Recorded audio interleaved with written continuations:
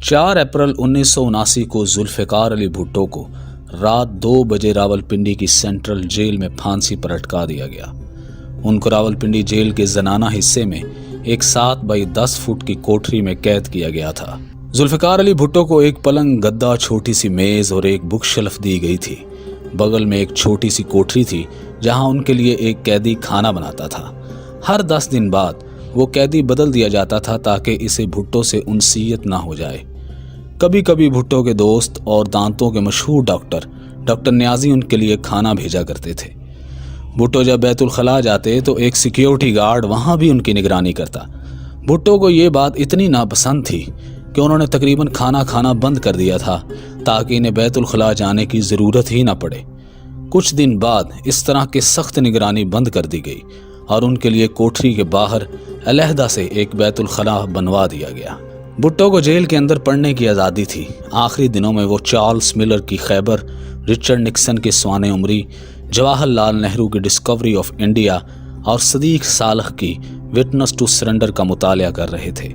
पंजाब हुकूमत के जल्लाद तारा मसीह को भुट्टो को फांसी देने के लिए लाहौर से बुलवाया गया था। उनका यह काम पुश्ता पुश्ती से था। उनका ख़ानदान महाराजा रंजीत सिंह के ज़माने से फांसी देने का काम कर रहा था। उस वक़्त मसीह की तनख्वाह 375 रुपये माहाना थी और हर फांसी देने पर उन्हें इजाफी 10 रुपये मिलते थे। एक बार जब जेल के अंदर डॉक्टर न्याजी एक लालटेन की रोशनी में उनके दांतों का मुआयना कर रहे थे तो भुट्टो ने उनके साथ मजाक किया, तुम भी मेरी तरह से बदकिस्मत हो। तुम्हारे क्लिनिक में एक हसीन लड़की तुम्हारी मदद कर रही होती है और यहाँ मदद करने के लिए एक कैदी मिला है। बेनज़ीर भुट्टो 2 अप्रैल 1979 की सुबह अपने बिस्तर में लेटी हुई थी। तभी अचानक उनकी वालदा नुसरत भुट्टो कमरे में आईं और ये कहते हुए दाखिल हुईं, पिंकी, घर के बाहर जो फौजी हैं वो कह रहे हैं हम दोनों को आज ही तुम्हारे वालिद से मुलाकात करने जाना पड़ेगा। इसका क्या मतलब है? बेनज़ीर अपने स्वानी उमरी डॉटर ऑफ द ईस्ट में लिखती हैं, मुझे मालूम था कि इसका क्या मतलब है। मेरी वालदा को भी मालूम था, लेकिन हम दोनों उसको कबूल नहीं कर पा रहे थे। इसका एक ही मतलब था कि ज़ियाउल हक मेरे वालिद को कत्ल करना चाहते थे। नुसरत और बेनज़ीर भुट्टो को एक शिवरलेट कार में रावलपिंडी जेल लाया गया। तलाशी के बाद इन्हें भुट्टो के सामने ले जाया गया। उनके दरमियान 5 फुट की दूरी रखी गई थी। बेनज़ीर लिखती हैं, मेरे वालिद ने पूछा था कि घर वालों से मुलाकात के लिए इन्हें कितना वक्त दिया गया है। जवाब आया, आधा घंटा। मेरे वालिद ने कहा, लेकिन जेल के कवानीन के मुताबिक फांसी से पहले ख़ानदान वालों से मुलाकात के लिए 1 घंटा मिलता है।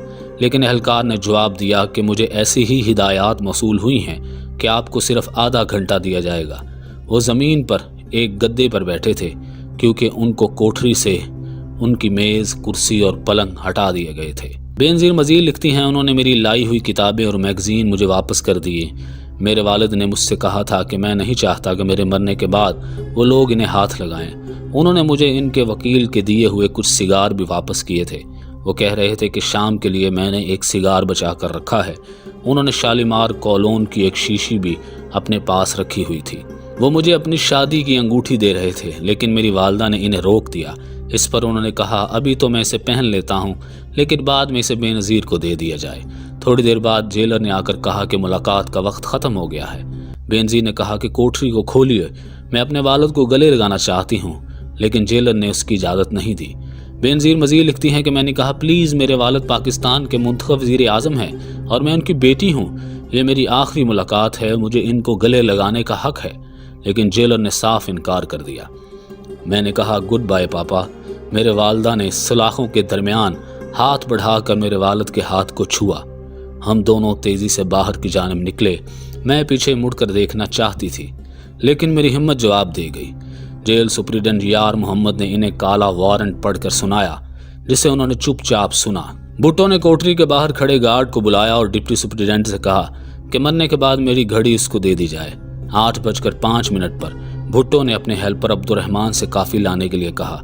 उन्होंने रहमान से कहा कि अगर मैंने तुम्हारे साथ कोई बदसलूकी की है तो इसके लिए मुझे माफ़ कर देना।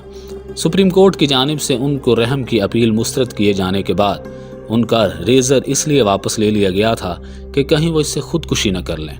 सलमान तसीर लिखता है कि भुट्टो ने कहा, मुझे दाढ़ी बनाने की इजाज़त दी जाए, मैं मौलवियों की तरह इस दुनिया से नहीं जाना चाहता। 9:55 पर उन्होंने अपने दांतों में ब्रश किया, चेहरा धोया और बाल बनाए। उसके बाद وہ سونے چلے گئے۔ رات 1:30 بجے انہیں اٹھایا گیا۔ وہ ہلکے بادامی رنگ کی شلوار قمیض پہنے ہوئے تھے۔ جیل اہلکاروں نے کپڑے تبدیل کرنے پر زور نہیں دیا۔ جب سیکیورٹی اہلکاروں نے ان کے ہاتھ پیچھے باندھنے کی کوشش کی تو انہوں نے اس کی مخالفت کی۔ آخرکار انہوں نے زبردستی ان کے ہاتھ رسی سے باندھ دیے۔ اس کے بعد انہیں ایک اسٹریچر پر لٹا کر تقریباً 40 گز کی دوری تک لے جایا گیا۔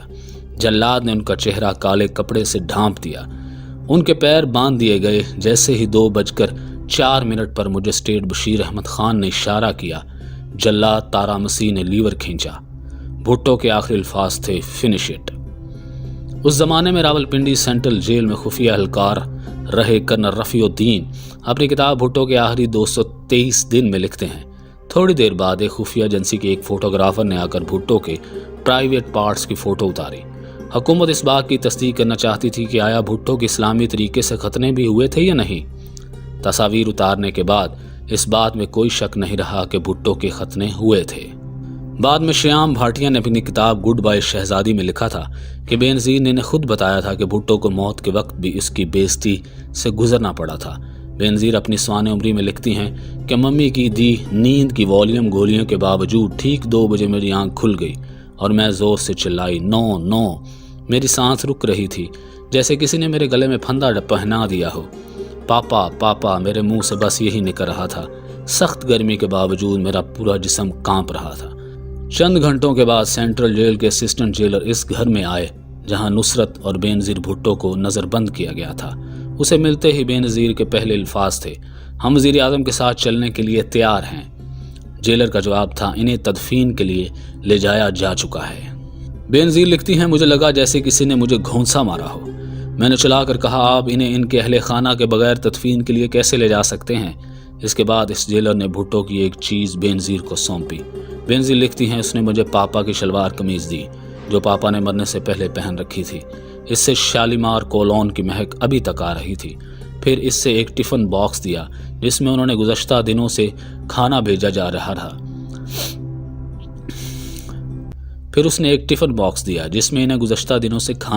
رہا تھا۔ جسے وہ کھا نہیں رہے تھے۔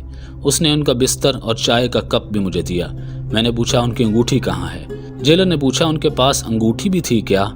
پھر اس نے جھولے میں سے انگوٹھی تلاش کرنے کا ڈرامہ کیا اور پھر انگوٹھی مجھے پکڑا دی۔